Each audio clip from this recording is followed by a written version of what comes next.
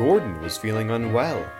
While he was being mended, the Fat Controller asked Bear to look after the express. Bear was excited. He loved thundering down the line and quickly made friends with the passengers and coaches.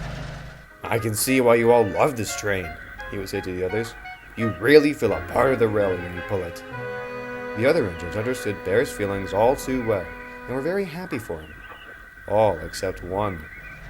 One evening, Bear arrived back at the shed after the last express of the day. The other engines were already there. "Have a good run, Bear?" asked Henry. "It couldn't have been better," smiled Bear. "That makes one of us," grumbled James. "Why can't someone else have a turn instead?" The others rolled their eyes, but Bear was sympathetic. "Tell you what, why don't we swap jobs tomorrow?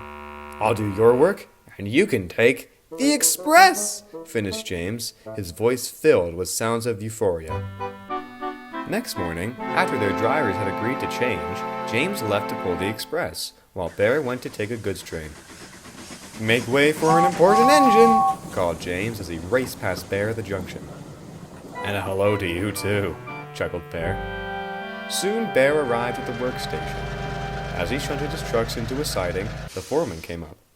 "Glad to see you've arrived," he said. "Your coaches are waiting for you in the workshop." "Coaches?" puzzled Bear. Lined up in the works was a rake of brand-new express coaches, ready to be taken to the big station. "How splendid," said Bear, admiringly, catching the sight of his reflection in their paintwork. As he left, he couldn't shake the feeling that something was wrong. Something all too familiar. "Not again," he sighed knowingly. Indeed, thanks to a defect, the air brakes on one of the coaches had failed. Before Bear knew it, the train had slowed to a crawl. They struggled on to a signal box, hooting for a road. The signal would set the point onto a passing loop, and telephoned back up the line to halt the express. "It's too late," replied the second signalman in a panicked voice. "You'll have to flag him down." With red flag in hand, a guard shot up the line like a jackrabbit, leaving Bear and his crew to handle the coaches. The sound of screeching brakes filled the air as Bear slowly dragged the coaches into the loop. "Come on!" he growled fiercely. "Not again!" A familiar whistle sent chills through Bear's radiator. James saw the guard waving his red flag and a coach jutting out onto the main line. "Get out of the way!" he cried frantically, braking with all his might. With an almighty growl, Bear tugged the coaches one final time, bracing for impact. But to his surprise, there was none. James raced past him on the main line, Bear's coaches having cleared it just in the nick of time. He gave a sigh of relief. "Phew! Who would have thought empty coaches could be so exciting?"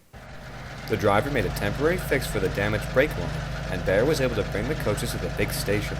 The Fat Controller was waiting. "Well done, Bear," he said. "Not only did you stop a nasty accident, but you still managed to bring the coaches home. You're a really useful engine." Bear blushed. "Thank you, sir. But what about the damaged coach?"